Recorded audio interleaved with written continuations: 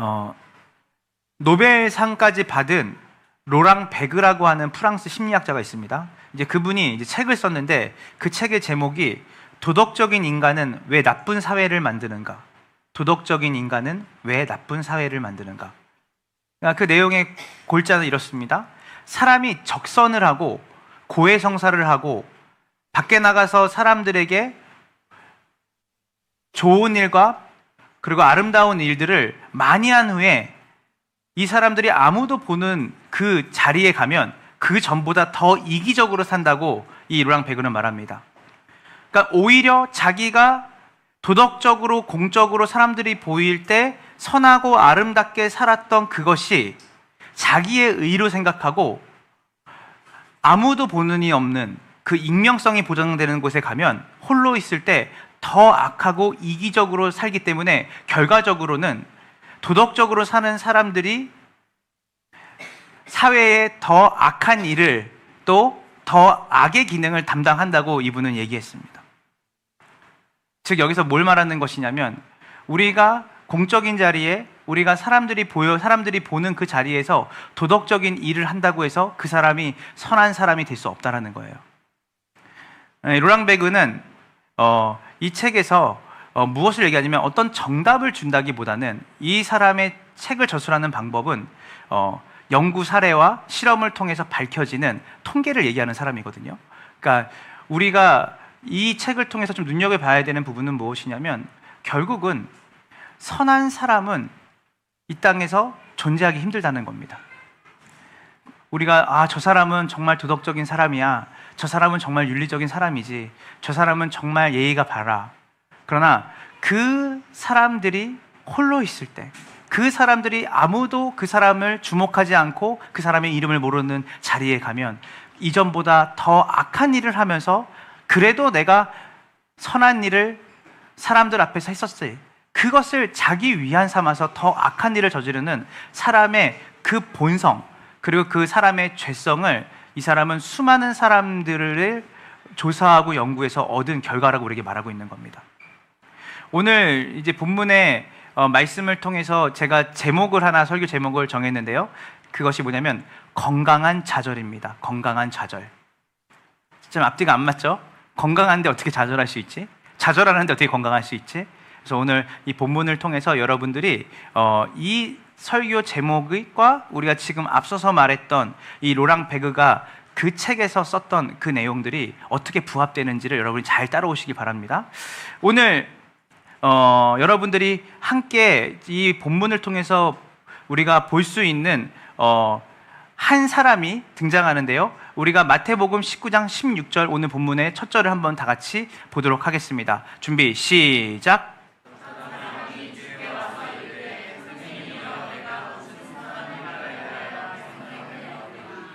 예, 어떤 사람이 예수님께 나왔어요. 그리고 뭐라고 말했냐면, 예수 선생님, 내가 어떤 선한 일, 도덕적이고 착하고 윤리적인 일을 해야 영생을 얻겠습니까? 근데 오늘 본문에서는요, 참 재미있는데요. 자, 여러분들 헷갈릴 수 있을 것 같아서 설명드립니다. 본문에서는 영생이란 말도 나오고, 생명이란 말도 나오고, 구원이란 말도 나오고, 천국이란 말도 나와요. 그러니까 영생, 생명, 구원, 천국 이 네 가지가 다 다른 의미일까요? 아니에요. 동의어인데 다르게 쓴 것뿐이에요. 그래서 여기서 내가 어떻게 하면 영생을 얻을 수 있을까요? 이 말은 제가 어떻게 하면 천국에 들어갈 수 있을까요? 내가 어떻게 하면 구원을 받을 수 있을까요? 라고 하는 말과 동의어로 쓰인 영생이라는 걸 여러분이 아셔야 되는 거예요. 자, 근데 오늘 보니까 이것을 묻는 사람이 어떤 사람이냐면 어떤 사람이라고만 나와요. 그렇죠? 너무 이 사람에 대한 정보가 너무 없죠. 어떤 사람. 근데 오늘 본문은요, 단순히 우리가 지금 마태복음 19장에만 나오는 게 아니라 누가복음 18장에서도 나오고요, 그리고 마가복음 10장에서도 나와요. 그러니까 지금 무슨 말이냐면요, 이 마태복음, 마가복음, 누가복음, 이 공간복음이라고 말하는 그 예수님의 생애와 예수님의 행적에 대해 기록한 그 책에 이 어떤 사람이 다 등장해요. 그러니까 여기서는 어떤 사람이라고 말하지만 저 마가는 이 사람이 어떤 사람이라는 정보를 또 주고, 또 누가복음에서는 누가는 또 이 사람이 어떤 사람인지 정보를 줘요. 그래서 이 본문은 입체적으로 봐야 이해가 되는 본문입니다. 자, 그러면 누가복음 18장 18절을 우리가 한번 볼게요. 누가복음 18장 18절입니다. 준비 시작.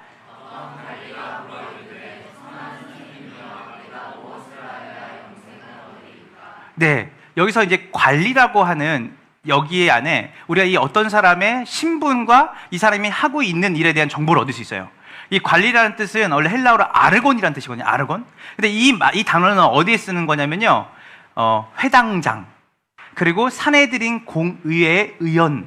그러니까 지금 무슨 말이냐면 이 사람은 종교적 열심이 뛰어날 뿐만이 아니라 종교의 힘을 가지고 정치적인 자리까지 통섭하는 그 위치에 있는 리더십이었다는 거예요. 그러니까 룰러라고 되어 있어요. 성경은 룰러. 그러니까 이 사람이 권력자인 거예요. 자, 그런데 우리가 또 하나를 또 알 수 있어요. 우리가 이 사람에 대한 정보를 우리 함께 보도록 할게요. 우리 오늘 본문의 22절입니다.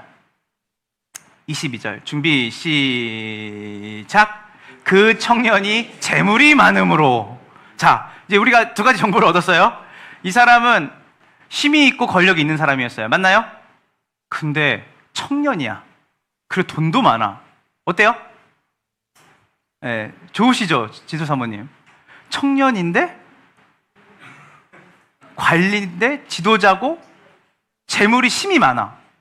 다 가지고 있는 거죠. 삼박자가. 그래서 우리가 이 예수님께 나온 사람이 어떤 사람인지를 입체적으로 이해를 해야 돼요. 어떻게 보면 이 사람은 돈도 많고 사회 지위도 있고 청년이었어요. 그러니까 우리가 나름 인간이라면 갖고 싶은 모든 것을 삼박자를 골고루 갖춘 사람이었죠. 그래서 그는 사실 존경도 받았고 재물도 얻었지만 사실 이 사람이 얻지 못한 게 하나가 있었던 거예요.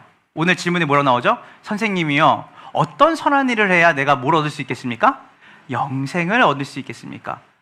와, 이게 굉장히 중요한 우리에게 질문을 던져주는 거예요. 다 가졌는데, 다 누렸는데 이 사람의 마음에 해결되지 않는 갈급함이 있는 거예요. 뭐예요? 영원한 삶에 대한 이슈인 거예요. 구원에 대한 문제인 거예요. 천국에 관한 문제인 거예요. 생명에 관한 문제인 거예요. 우리가 그래서 예수 그리스도를 전하고 예수 그리스도를 따른다는 것은 부자에게도 예수님이 필요하다는 것을 말하는 거예요. 가난한 사람에게도 예수가 필요해요. 자칫 잘못하면 이 복음이, 우리나라는 미국 선교사님들이 많이 들어왔기 때문에 부자 나라에서 온 종교인지 착각해요. 그래서 우리가 부자들이 이 기독교를 굉장히 좋아하고 사랑한다고 생각을 하는 사람도 있고, 어떤 사람은 가난한 사람들에게 굉장히 시선이 잡혀 있어서 자선과 구제가 기독교가 하는 일이라처럼 생각해서 가난한 사람들에게 이 복음이 더 필요한 것처럼 생각을 하고 가난한 사람에게 집중해요. 그렇지 않아요. 예수님을 따르고 그분을 통해서 구원을 받는 이 영생은 가난한 자나 부요한 자나 어린이나 나이 든 사람이나 어떠한 학벌을 가진 사람이라 상관이 없이 모든 사람에게는 이 영생과 구원과 천국에 대한 문제는 다 가지고 살아가는 거예요. 오늘 보니까 이 사람이 모든 걸 다 가졌지만 구원에 대한 문제, 자기의 삶의 영원한 삶에 대한 문제가 이 사람에 있다는 것을 우리는 알 수 있고, 또 한편으로는 이 사람이 잘했던 부분도 우리가 볼 수 있어요. 오늘 누구한테 이걸 질문을 했죠? 예수님께 질문을 했어요. 잘하지 않았어요? 만약에 저 같은 사람에게 왔으면 좀 헷갈렸을 것 같아요. 만약에 여러분에게 누가 진짜 돈 많고 실력 있고 존경받는 사람이 와서 아무개 자매님, 아무개 형제님, 아무개 권사님, 영생을 얻으려면 어떻게, 내가 어떤 좋은 일을 많이 해야 되겠습니까? 하면 번지수를 잘못 찾은 것 같은데 이거 저한테 물어보면 안 되는데, 그런데 이 사람이 잘한 건 뭐냐면 예수님께 찾아와 그 질문에 답을 해줄 수 있는 유일한 분에게 무릎을 꿇고 물었다는 거예요. 무슨 선한 일을 해야 영생을 얻나요? 여러분, 이거는 굉장히 중요한 질문을 한 거예요. 뭐였냐면 신앙의 핵심, 예수를 믿는다는 것의 본질을 물어본 거거든요. 그런데 예수님이 이 질문에 대해서 답을 하셔야 되잖아요. 이 질문이 얼마나 군더더기 없는 본질적인 질문이에요. 행위로 구원을 받는 걸로 착각하고 있던 사람이에요. 얼마나 더 많은 자선, 얼마나 많은 좋은 일, 얼마나 많은 착한 일, 얼마나 내가 성경을 더 지켜야 구원을 받을 수 있는 겁니까? 제가 1부터 10까지의 그 계단이 있다면 저는 진짜 다 지켜서 제가 제 행동으로 제 삶으로 다 지켜서 저는 10번째 계단을 밟고 싶은 사람인데 제가 아직 뭐가 부족한 것이죠? 어떤 일을 더 더해야 되는 것이죠? 어떤 일을 더해야 영생을 얻을 수 있는 것이죠? 그랬더니 예수님이 뭐라고 말씀하시냐면 우리 19장 17절 한번 볼게요. 17절 우리 준비 시작.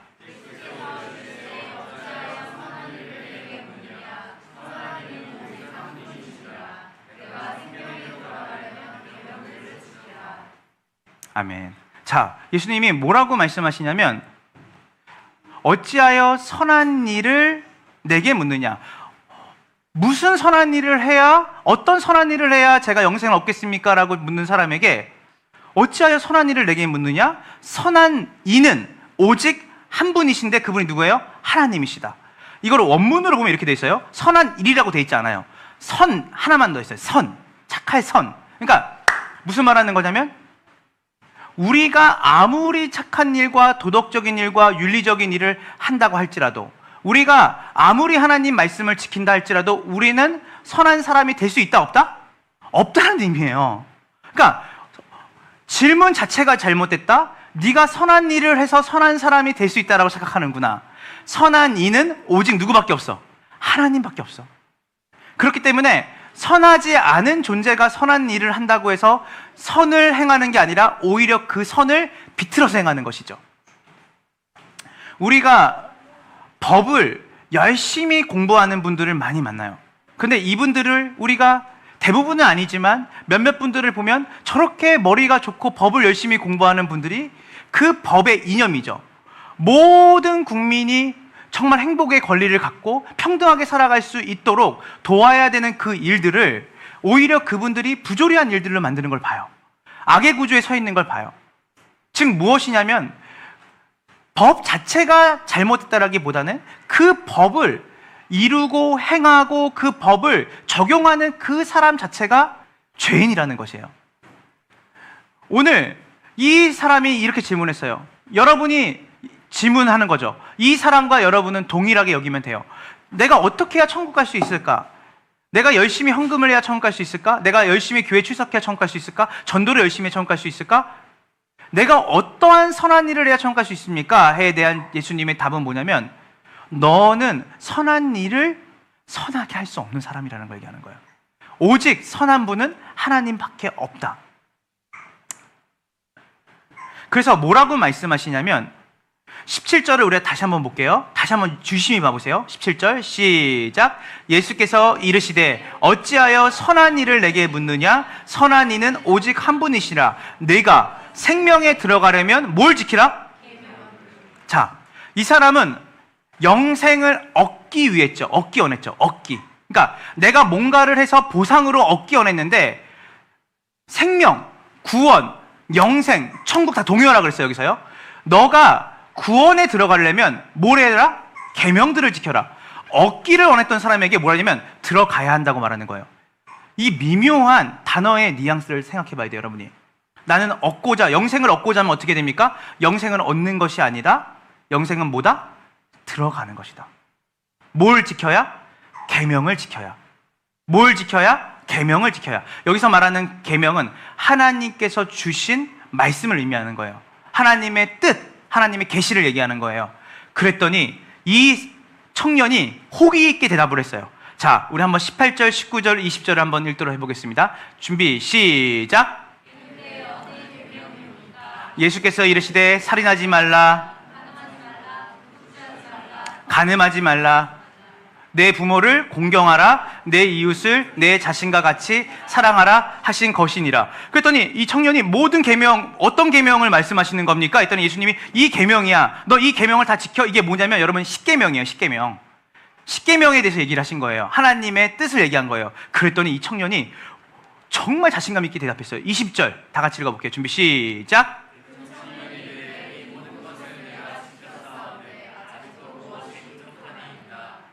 여러분 얼마나 대단한 사람이에요. 이 모든 것을 내가 지키면서 살았습니다. 지금 예수님이 저한테 말해주신 그 계명 제가 하나도 빠짐없이 다 지켰어요. 도둑질한 적 없어요? 살인한 적 없어요? 간음한 적 없어요? 부모를 공경하고 있어요? 내 이웃을 내 자신같이 사랑하라 하신 것 다 지켰습니다. 근데 제가 무엇이 부족합니까?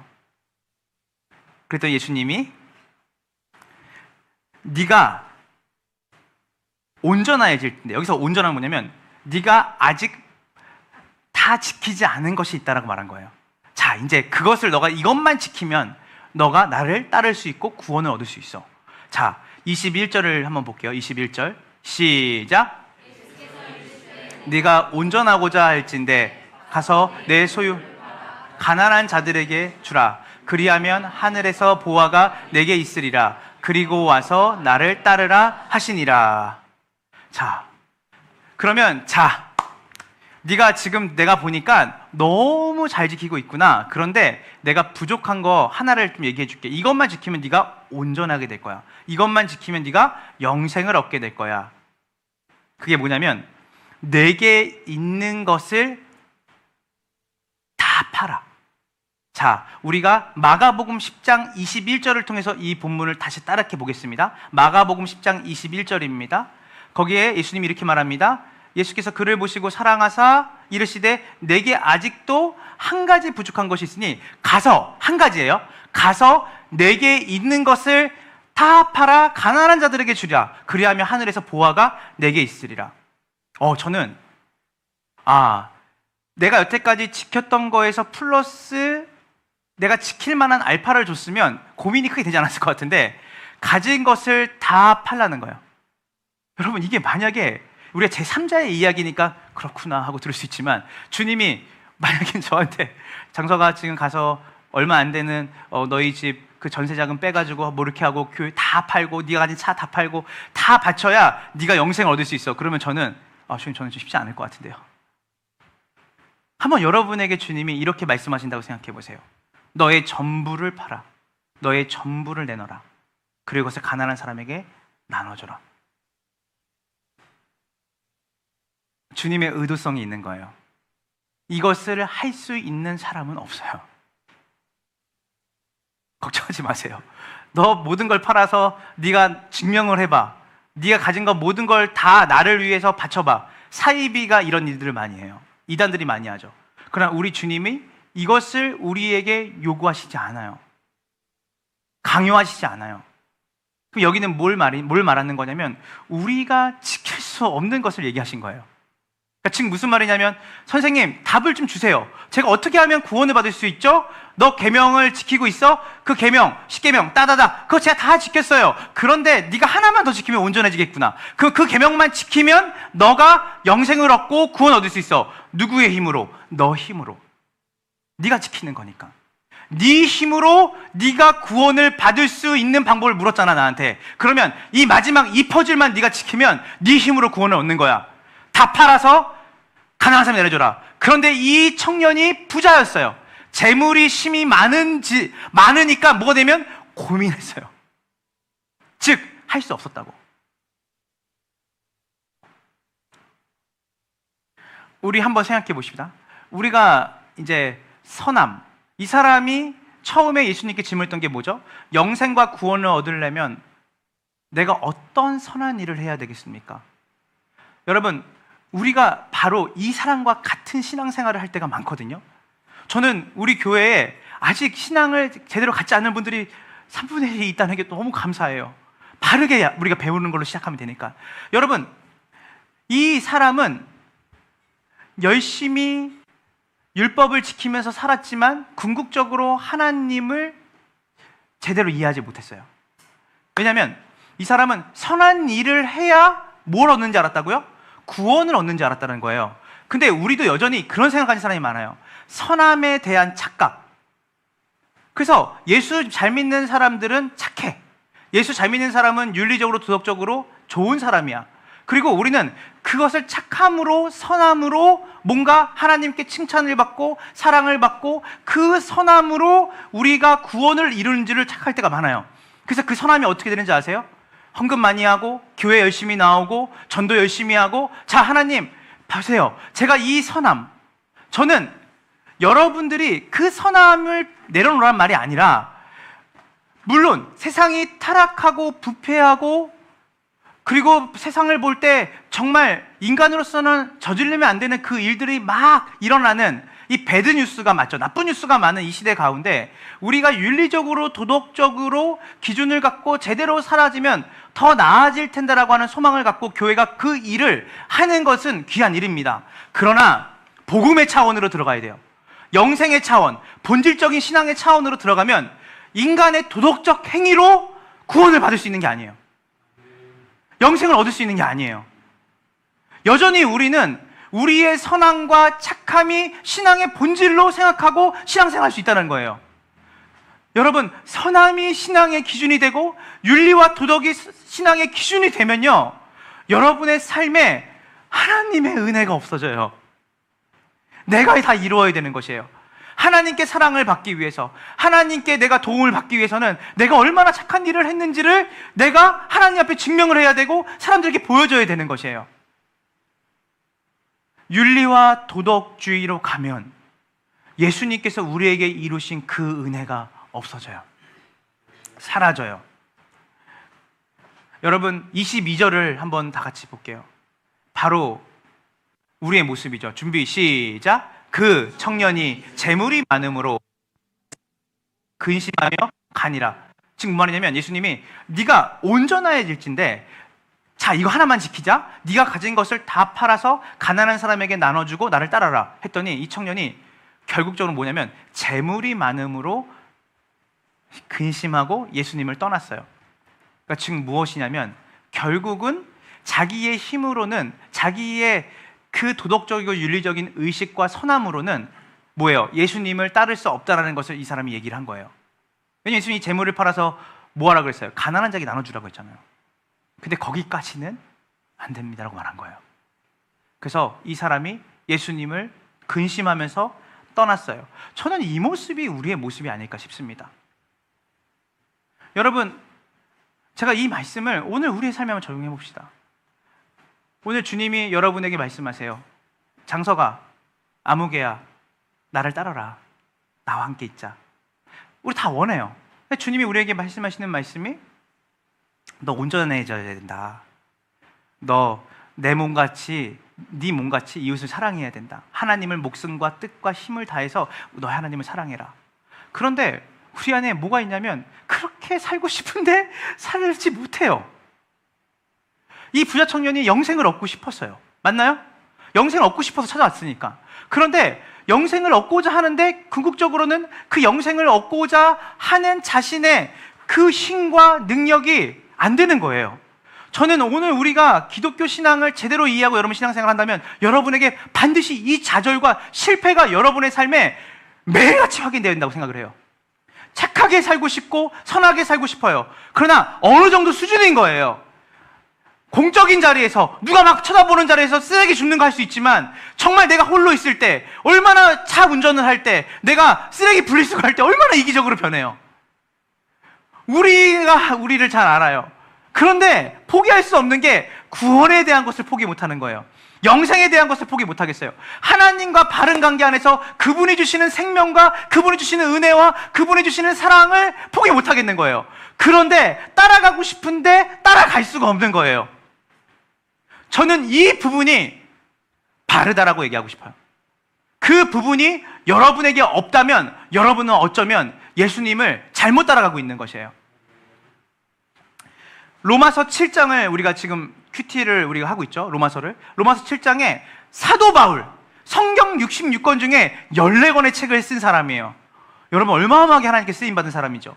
그 사도 바울이 하나님을 믿고 예수님을 따라서 살기로 결단했어요. 그런데 그의 마음에는 여러분과 똑같아요. 아, 나 하나님을 사랑하고 하나님을 위해 살고 싶고 하나님을 정말 높이고 이렇게 살고 싶은데 행동은 그렇게 되지가 않는 거예요. 나의 마음의 법에는, 마음으로는 하나님을 사랑하고 그 하나님을 위해 살고 싶지만 실제로 행동하는 내 모습은 그 마음 먹은 것과 다르게 사는 거예요. 여러분 비참하지 않겠어요? 낙심이 되지 않겠어요? 좌절이 되지 않겠어요? 그렇게 기도를 많이 하는데 돈 문제에 있어서는 철두철미한 거예요. 조금도 손해보지 않아요. 내가 늘 전도를 하는데, 바깥 전도를 하는데 집에 들어와서는 가족들에게 친절한 말, 삶으로 예수님의 모습을 보여주는 삶은 없는 거예요. 공적인 자리와 어떤 자리에서는 너무나 멋지고 선하게 사는데 나의 전부를 주님께서 버리고 자기를 부인하고 나를 따르라고 하는 그것을 말씀하시면 주님을 못 따라가는 영역들이 너무 많은 거예요. 그래서 나 같은 사람이 무슨, 그래서 이 좌절이 깊어지면 뭐냐면 나 같은 게 무슨 기독교인이라고, 나 같은 게 무슨 그리스도인이라고, 나 같은 사람이 무슨 목사라고, 아이 신앙을 내려놔야겠다 내가. 오늘 이 청년이 근심했어요, 여러분. 근심했어요. 그러니까 뭐냐면 에이 저는 아예 안 따라갈래요 이게 아니라 그 예수님 앞에 무릎 꿇고 그 얘기를 듣고 얼마나 고민했는지 몰라요. 아 어떡하지? 근데 결국적으로는 뭐냐면 선택한 건 뭐냐면 주님을 떠나는 걸 선택했어요. 따라갈 수 없기 때문에. 오늘 여러분들에게 여러분의 실존의 그 신앙생활에 여전히 간음하고 여전히 부모를 공경하지 않고 여전히 마음으로 생각으로 남의 것과 내 것을 비교해서 그들이 가지고 있는 것을 빼앗고 싶고 탐욕과 욕심이 있고 근데도 마음으로는 그것들을 내려놓고 정말 온전한 사랑으로 그들을 품고 사랑하고 싶은 마음이 공존하는 이 괴로움이 여러분에게 있다면, 여러분이 그 근심이 있다면 여러분이 살아있다는 증거입니다. 여러분이 주님을 따르고자 하는 열망과 열정이 있다는 증거예요.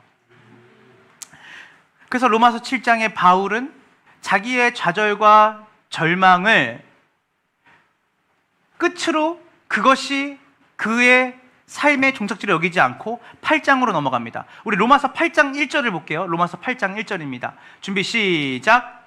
그러므로 이제 그리스도 예수 안에 있는 자에게는 결코 정죄함이 없나니. 자, 여러분 이게 되게 중요해요. 사도 바울이 따라가고 싶지만 따라갈 수 없는 자기의 신앙의 상태를, 자기의 삶의 상태를 봤는데 이게 너무 고민스럽고 너무 좌절이 되는 거예요. 그런데 이 사도 바울이 무엇을 붙잡게 됐냐면, 예수님 안에서는 내가 비록 지금 따라갈 수 없고 내가 지금 내 삶에 선한 것이라는 것을 찾아보기 너무나 어렵고 비참한 삶이지만 예수님 안에서는 내가 정죄, 그 말은 뭐냐면 너 죄가 많구나, 너 이거밖에 안 돼 라고 하는 그 정죄함이 없다. 누구 안에서? 예수 그리스도 안에서 없다라는 걸 깨닫게 돼요. 이것은 굉장히 놀라운 일이에요. 이건 사실은 뭐냐면 따라해보세요. 정직함, 솔직함이 여기 들어있는 거예요. 나는 정죄받는 사람이고 나는 좌절하는 사람입니다. 비참합니다. 주님이 이걸 기뻐하세요. 여러분이 이 상태에 있는 것을 주님이 기뻐하세요. 왜냐하면 그 좌절의 상태로 여러분이 누구께로 나아가기 때문에 예수님이 이루신 십자가의 놀라우신 은혜로 나아가는 통로가 되기 때문이에요. 여러분,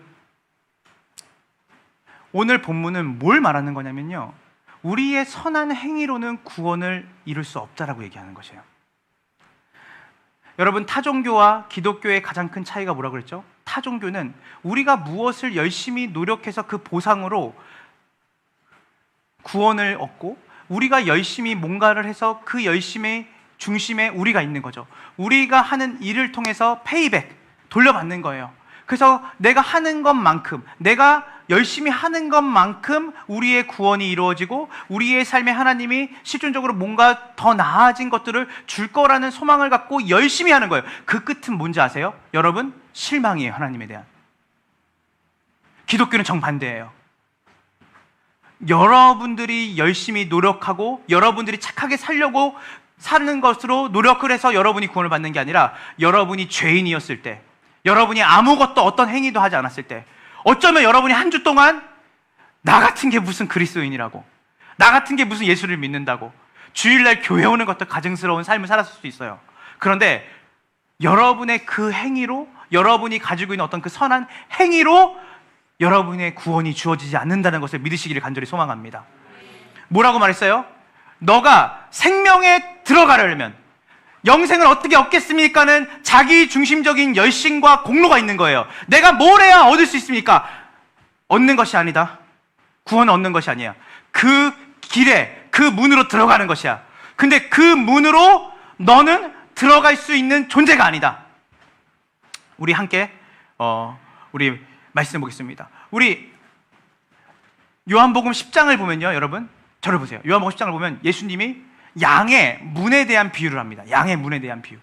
문에 대한 비유를 하는데 예수님이 뭐라고 말씀하시냐면 내가 양의 문이다. 비유를 말씀하신 거예요. 양은 누굴까요? 여러분이에요. 근데 이 문, 내가 문인데 내가 도어야. 근데 너네가 구원을 얻으려면 누구를 통과해야 돼요? 예수님이라는 문을 지나서 그 길로 들어서야 구원을 얻는 거예요. 그래서 뭐라고 말하냐면 이 문을 통과하지 않고 다른 담을 넘어오면 도둑이다. 기독교 핵심이 뭐냐면 예수님이라고 하는 그 문을 통과해야 그 길에 들어설 수 있는 거예요. 우리가 가지고 있는 어떤 힘과 능력과 실력이 아니에요. 저는 오늘 여러분들에게 극단적으로 얘기를 할 수 있어요. 여러분의 열심이 하나님의 은혜를 잠재우고 여러분들이 지금 하고 있는 그런 어떤 선한 행위가 나와 같은 죄인에게 이루신 하나님의 전적인 은혜와 사랑을 가로막고 있다면 여러분 그 율법적인 행위를 떠나셔야 돼요. 여러분들이 무언가가 돼서 하나님이 여러분을 구원하신 게 아니에요. 로마서는 우리에게 얘기해요. 너희가 죄인이었을 때 여러분들이 의인이 되고 사람들이 볼 때 저 사람은 정말 천국 갈 만해, 저 사람은 구원받을 만해, 저 사람은 복받을 만해 하는 그 상태로 여러분이 있을 때 예수님이 오신 게 아니라 아무 소망 없는 여러분, 오호라 나는 공고한 사람입니다. 이 도덕적인 질병에서 돈이 있어도 치유할 수 없고 이 도덕적인 질병에서 내가 명예를 가져도 치유할 수 없습니다. 저는 어찌 보면 제 죽음 너머에 신이 있다면 저는 심판받아 마땅한 죄인이라는 의식을 갖고 우린 두려움 속에 사는 거예요. 그래서 죽음이 본질적으로 두려운 거예요. 왜냐하면 죽음이 끝이 아니라는 것을 우리는 본능적으로 알기 때문이에요. 그 뒤에는 심판이 있어요. 그런데 예수님의 십자가를 통해서 그분이 이루신 그분의 행위, 그분이 이루신 그 일을 믿는 믿음이에요. 그래서 예수를 믿는다는 것은 무엇이냐? 예수는 믿습니다가 아니에요. 그분이 내가 지은 모든 죄를 대신해서 십자가에 달려 죽으시고 그분이 이제는 내 힘과 내 능력으로 이루어지는 구원이 아니라 그분이 부활하심으로 그분이 이루신 그 십자가의 은혜로 말미암아 이제는 내가 부활의 삶을 살아가는 사람이 됐습니다. 이게 예수님을 믿는다는 것이에요. 그래서 여러분들이 예수를 믿는다는 것은 이제 여러분에게 정죄함이 없어요. 여러분이 받아야 될 모든 정죄를, 모든 심판을 예수님이 십자가에서 다 당하시고 죽으신 거예요. 감사하지 않으세요? 그러면 교회 안 나와도 되겠네요. 이미 다 이루셨으니까. 뭐 안 해도 되겠네요. 그래서 제가 말했잖아요. 하나님은 사랑이시다. 예수님의 그 막내 제자가 얘기했단 말이에요. 90평생을 살면서 하나님의 존재를 우리가 뭐라고 말하냐?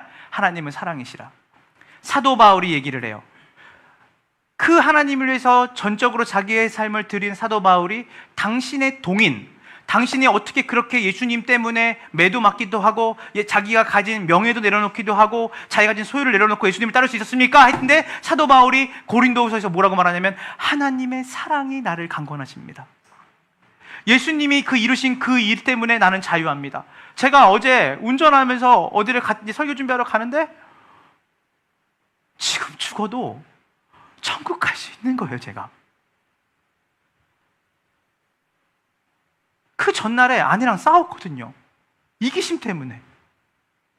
그런데 그 이기심 때문에 내가 볼 때 나는 그 이기적인 모습과 마음과 아이들을 대할 때 이기적인 모습, 또 우리 단체, 우리 교회 성도들을 위해서 내가 이기적인 모습과 이기적인 태도가 내 안에 늘 불순물처럼 있어요. 저는 존재적으로 100% 선하게 살 수 없는 사람이에요. 그래서 불안해야 되는데 예수님이 나의 모든 죄를 담당하시고 나를 위해 죽으셨다는 그 사실이 나를 자유케 하는 거예요. 오늘 여러분은 죽어도 부활합니다. 여러분은 죽어도 영원한 생명을 얻어요. 여러분의 공로가 아니라 예수님의 공로로 얻는 거예요. 어떻게 해야 어떤 선한 행위를 해야 내가 구원을 받을 수 있겠습니까? 선한 행위로 구원받는 게 아니라 하나님만이 선하신데 그 선하신 하나님이 그 하나님의 선하심으로 너를 안았다. 그것을 믿으라는 거예요.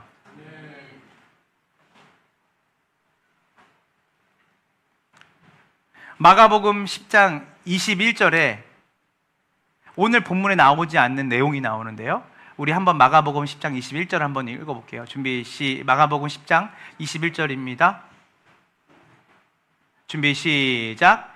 예수께서 그를 보시고 사랑하사, 여기까지 읽을게요. 자, 여러분, 예수님이 그 청년이 제가 어떻게 하면 영생을 얻을 수 있을까요? 선생님, 저 좀 알려주세요. 그럼 너가 계명을 아냐? 했더니 제가 계명을 다 지켰는데요. 근데 예수님의 마음에 요놈 한번 골탕 먹어봐라, 이게 아니에요. 예수님 어떤 마음이 있었어요? 그를 사랑하셨어요. 오늘 여러분들이 하나님의 마음을 알기 원해요. 주님이 여러분을 그 행동주의, 율법주의, 선하게 사는 것으로 내가 뭔가를 얻으려고 하는 그 자리를 떠나기 원하세요.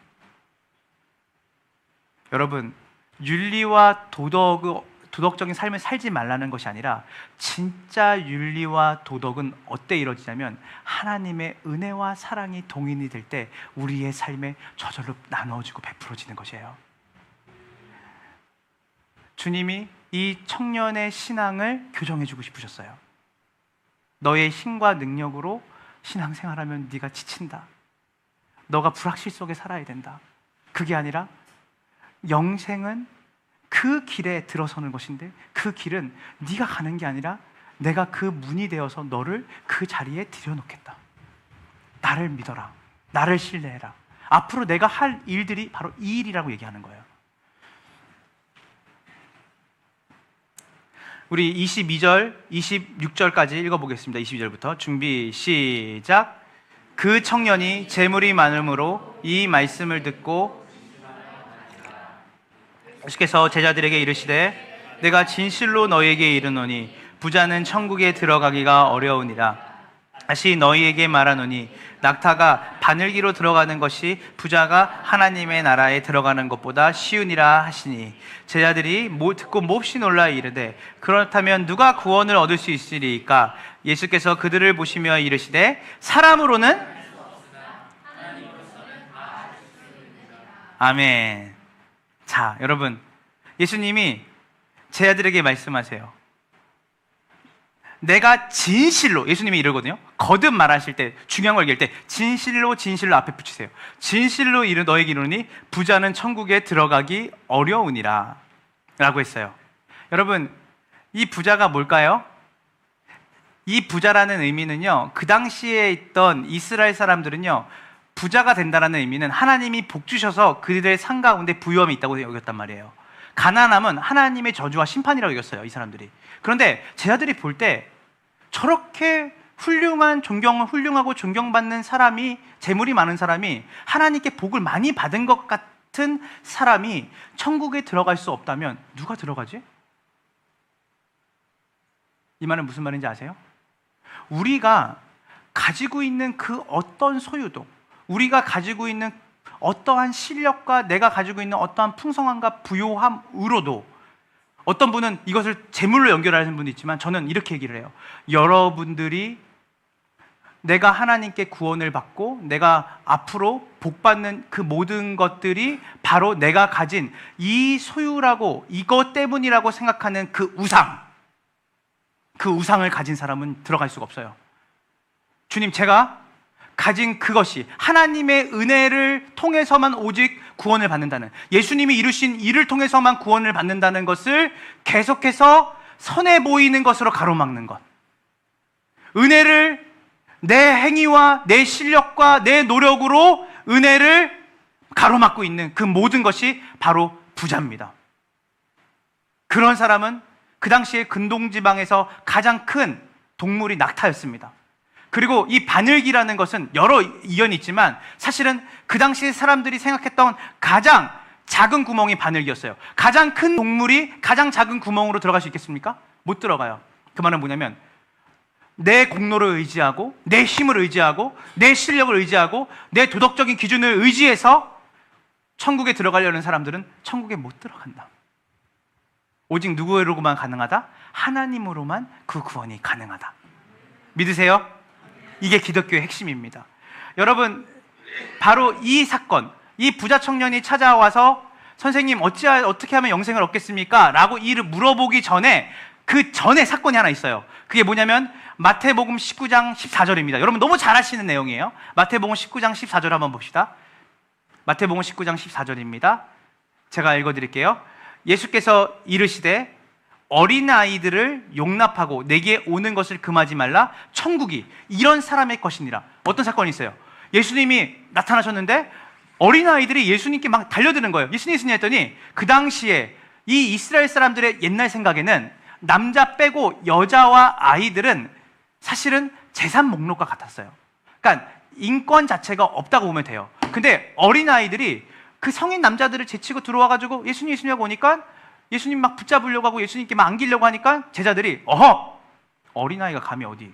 근데 예수님이 뭐라고 말했냐면 어린아이들을 막지 말아라. 허용해라. 내게 오는 것을 금하지 말아라. 천국이 구원이 영생이 이런 사람의 것이니라 하시고 비유를 하신 거예요. 어린아이와 같아야 어디 갈 수 있다? 천국에 갈 수 있다는 거예요. 자, 여러분 어린아이의 가장 큰 특징이 뭘까요? 오윤영 박사가 그러더라고요. 어린아이, 오윤영 박사 아시죠? 육아 전문가 오윤영 박사가 말했던 어린아이의 가장 큰 특징, 아이들은 특징이 많아요. 제가 저번에도 얘기했잖아요. 애들은 미성숙하잖아요. 근데 그 어린아이들이 가지고 있는 여러 특징들이 있는데 그 특징 중에 가장 본질적인 특징이 뭐냐면 어린아이들의 특징 중에 가장 본질적인 특징이 뭐냐면 따라해 보세요. 의존성이에요. 어린아이들은 혼자서 아무것도 못해요. 어리면 어릴수록 뭐예요? 여기 우리 아이를 키우는 우리 엄마들은 다 아실 거예요. 그렇죠? 그리고 여기 있는 부모님 다 아실 거예요. 그리고 조카와 또 그리고 어린 그 친척들이 있는 사람 다 아실 거예요. 그리고 동생인 사람 다 아실 거예요. 애들은 항상 엄마 제가 집에 좀이라도 이렇게 있으면 가장 많이 듣는 소리가 뭐냐면 아빠 저 들어오셔서 화장실에서 이것 좀 닦아주세요. 아니 끝이 없어요. 네가 닦아. 너 1학년이야 이제. 네가 닦을 수 있어. 아빠 닦아주세요. 아빠 차려주세요. 엄마 물 주세요. 어머, 제가 보니까 우리 아내가 기가 얼얼하대요. 모든 걸 다 엄마에게 의존해요. 모든 걸 다 부모에게 의존해요. 여러분 왜 어린아이와 같지 않으면 천국에 들어갈 수 없다고 했을까요? 어린아이는요 자기 자신을 의지하지 않아요. 철저하게 부모를 의존해요. 철저하게 어른을 의존하죠. 어린아이와 같아야 천국에 들어갈 수 있다. 너희가 가지고 있는 실력과 힘을 의지하지 말고 나를 의지해라. 나를 의존해라. 전적으로 하나님 없이는 저는 단 한 발자국도 선한 행위와 선한 삶을 살아갈 수 없는 사람입니다. 본질적으로. 여러분 그 만리장성 가보셨나요? 제가 그 버킷리스트 중에 하나가 만리장성 가는 건데 아직 못 가봤어요. 근데 그 만리장성이 달나라에서도 보인다고 했는데 사실은 안 보인다면서요. 그게 하나의 그냥 헛된 이야기더라고요. 근데 그 만리장성은 못 가봤지만 만리장성을 여행하고 연구했던 분들의 그 책을 제가 한번 읽어본 적이 있었는데 그 만리장성에 그 탑이 있는데 계속 이렇게 이 거리마다 탑이 있대요. 근데 거기에 사람들에게 직접적으로 공개한 탑은 20번까지의 탑이에요. 20번, 숫자로 20번. 그러면 이 20번 탑까지는 공개가 돼 있어서 얼마나 그 오랜 무수한 세월이 흘렀는데도 그렇게 정리정돈이 잘 돼 있대요. 막 쉽게 말해서 막 이렇게 막 울퉁불퉁한 것도 많이 없어지고 그리고 사람들이 보기에 정말 와 이게 정말 이 유수한 시간을 견디고 이 만리장성이 이렇게 깔끔하게 보존이 됐구나 라고 할 정도로 사람들이 찬사를 한다는 거예요. 근데 20번까지 탑까지는 공개하는데 그 뒤에는 공개하지 않는데요. 21번부터는. 그래서 21번부터는 여기는 출입금지, 여기까지는 여기선 더 이상 가시면 안 됩니다라고 한다는 거예요. 그런데 이 만리장성을 연구하고 탐험하시는 분이 이렇게 샛길로 가서 21번을 가본 거예요. 극과 극이래요. 20번은 너무나 정리정돈이 잘 돼 있고 관광객들이 볼 때 박수를 칠 만큼 깔끔하게 관광지로서 잘 개발이 됐는데 21번 가니까 잡초하고 시작해서 진짜 아무도 사람 손이 닿지 않은 것처럼 막 흙무더기가 그대로 있고 진짜 엉망진창이었다는 거예요. 근데 이분이 느낄 때 어떤 걸 느꼈냐면 20번까지의 그 아름답고 정돈되고 사람들이 볼 때 박수 받을 만한 깔끔함이 있는 그 만리장성보다 무수한 시간과 세월을 지나면서 깎여서 보잘것없어 보이고 정리정돈이 안 됐지만 무수한 역사 속에서 그 자리를 버티면서 풍화되어서 있는 만리장성의 그 고유한 모습에 감동을 느꼈다는 거예요. 우리 주님이 여러분들을 이렇게 보실 겁니다. 그런 척, 윤리적인 척, 도덕적인 척이 아니라 하나님, 제가 부족합니다. 제가 연약합니다. 제가 지난주에 그렇게 결단을 했는데 이번 주에 제 삶을 보니까 제가 엉망진창입니다. 남들이 볼 때 깔끔하고 남들이 볼 때 와, 어떻게 저렇게 잘 살지가 아니라 하나님, 내 민낯을 주님께 드러냅니다. 주님, 제가 원래 이런 사람입니다. 제가 이렇게 이기적인 사람입니다. 사람들은 저를 그렇게 착각을 하지만 저는 저를 잘 압니다. 하나님, 저에게 긍휼을 주세요. 저를 붙들어 주세요. 저에게 은혜를 주세요. 이 부자 청년이 좌절을 했죠. 좌절을 했어요. 근데 한편으로 그 뒤에 이야기는, 이 부자 청년에 대한 이야기는 쓰여지지 않아요. 근데 예수님이 그를 사랑하셨어요. 이 부자 청년이 이랬으면 어땠을까를 생각을 해봅니다. 성경은 우리에게 작은 상상력을 가지라고 말하니까요. 주님이 원래 의도하신 것은 이 청년이 어떻게 하기 원하셨을까요? 잠깐, 선생님, 당신을 따라야 영생이 있다고 했는데, 그 선한 일을 온전하게 해야 온전히 해야 영생을 얻을 수 있다고 했는데, 제가 사실 재산이 한 100억 정도가 있는데 이 100억을 다 팔아서 나눠줄 수 있는 믿음과 제 안에 그 선한 마음이 사실 없습니다. 그래서 일단은 내가 부족하고 연약하고 그런 결단과 힘은 내게 없지만 내가 당신 옷자락이라도 잡고 따라다니면서 그 하나님이 주신 영생을 누리면 안 되겠습니까? 그러다가 제가 이것들을 부인하고 내려놓는 그 시간과 그때가 오지 않겠습니까? 오늘 주님이 이 복된 주일에 우리에게 말씀하시는 것은 무엇이냐면, 여러분의 힘과 능력으로 여러분이 구원을 얻을 수 없고, 그리고 여러분이 가진 그 대단하고 멋져 보이는 그 작은 어떠한 보화도 여러분들이 구원을 얻고 영생을 얻는데 조금도 소용이 없어요. 오직 하나님만이 그 구원을 이룰 수 있고, 그리고 그 하나님이 우리에게 원하시는 것은 여러분이 건강한 좌절을 하기 원하세요. 주님, 저는 주님의 은혜와 도움 없이는 단 한 발자국도 앞으로 갈 수 없는 사람입니다.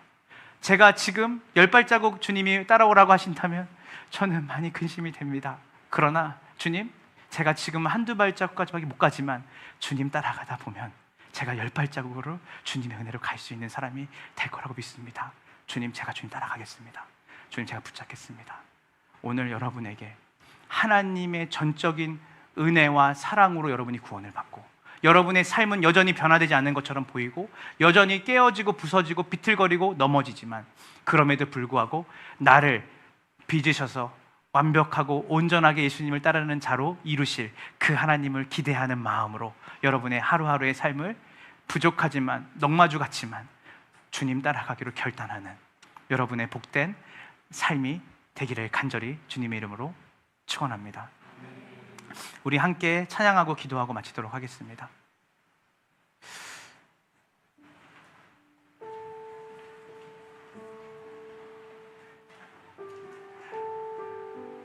여러분, 아무것도 하지 않아도 예수님 믿으면 구원 받았습니다.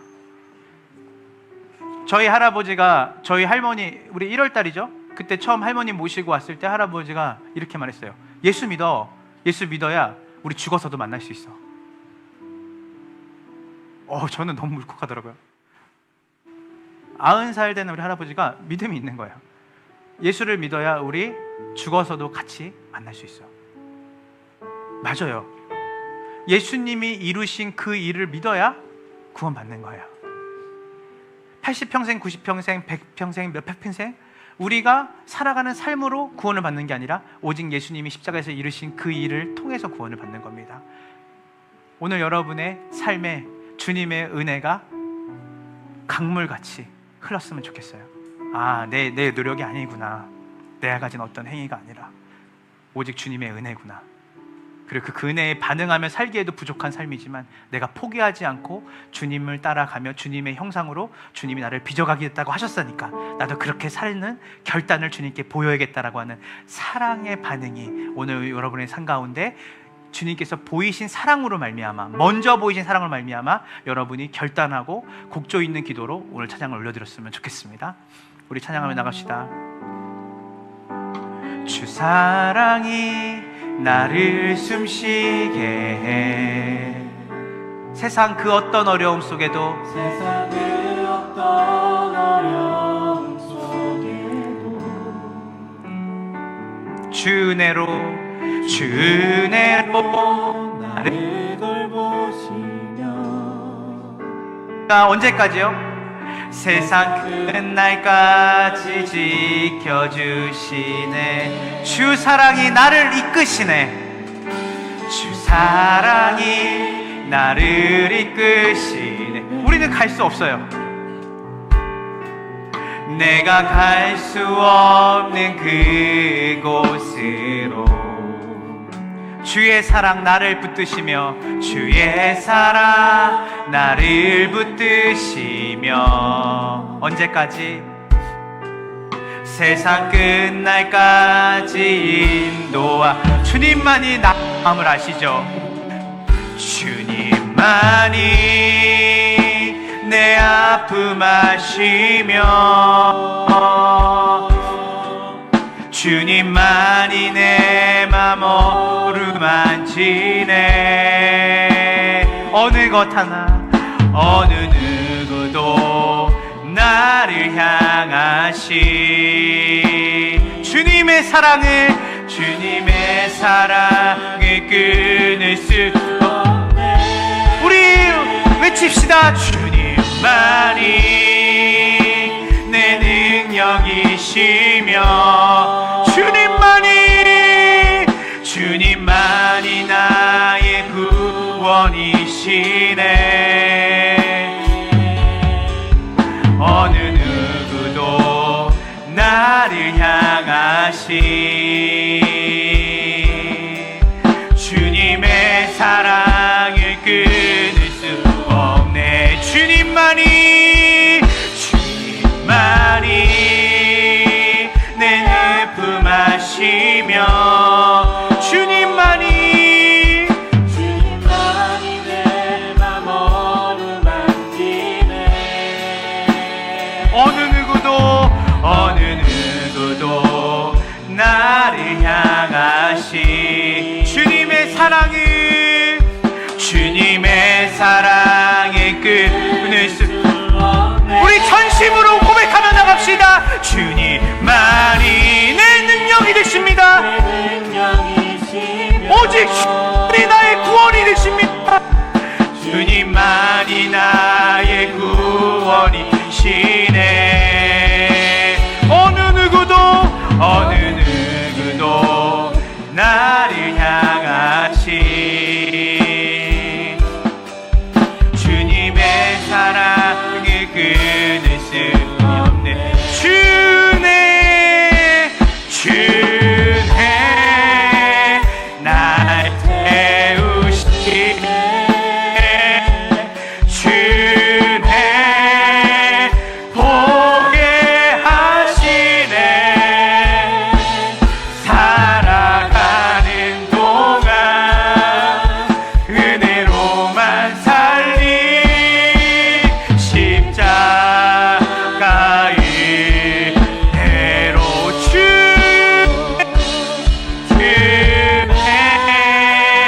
날 채우시네. 주네 보게 하시네. 살아가는 동안 은혜로만 살리. 십자가의 대로. 우리 목소리로 주네 오늘 이 아침에 우리의 선한 행위가 아니죠. 주네 보게 하시네.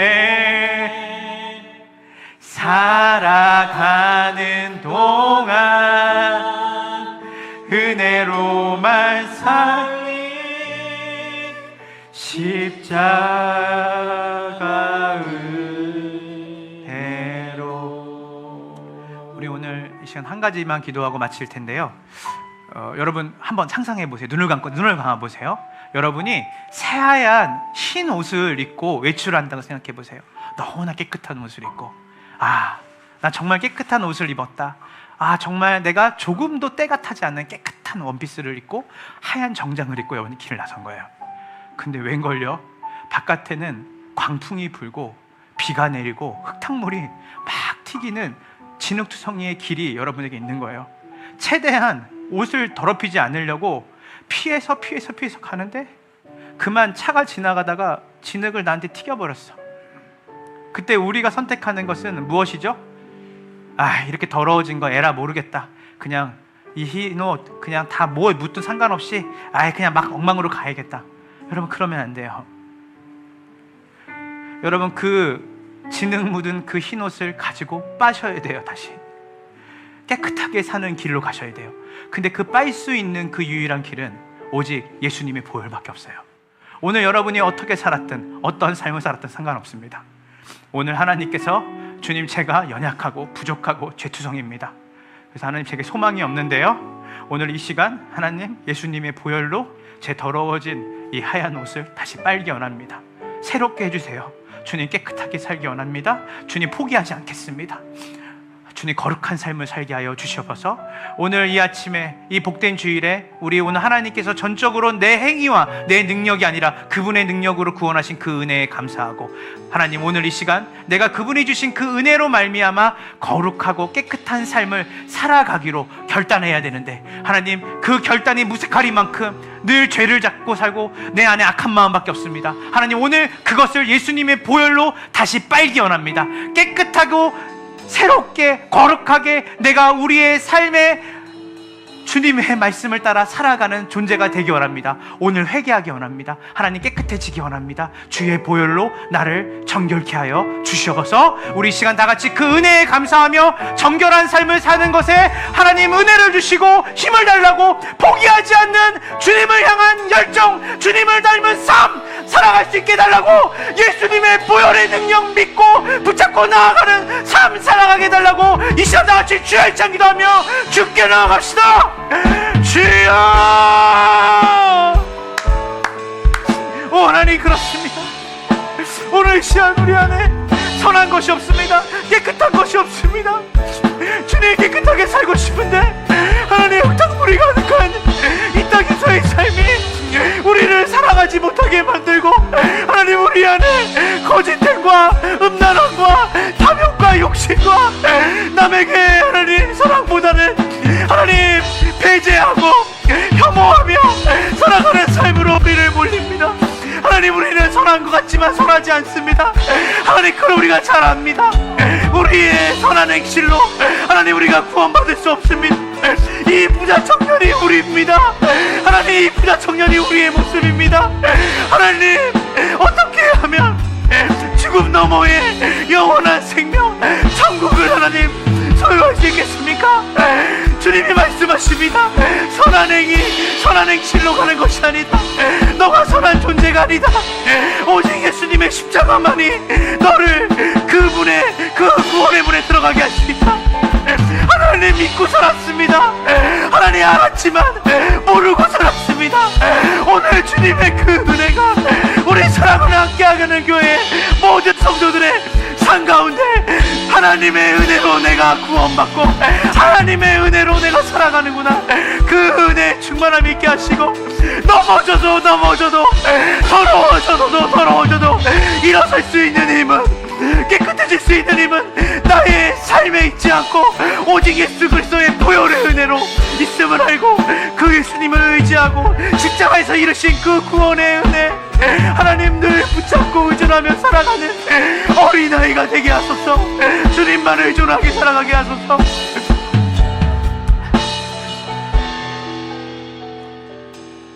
오 하나님 감사합니다. 우리 안에 이 복된 주일에 건강한 좌절이 있게 하시니 감사합니다. 하나님 우리가 우리의 형편과 우리의 삶을 봤을 때 선한 것이 나올 수 없는 존재임을 우리가 이미 알고 있습니다. 그래서 좌절이 됩니다. 그래서 예수 믿는 내가, 또 예수를 따르려고 하는 내가, 교회를 다니는 내가 이렇게 살면 될까라는 아픔과 고통과 좌절이 있습니다.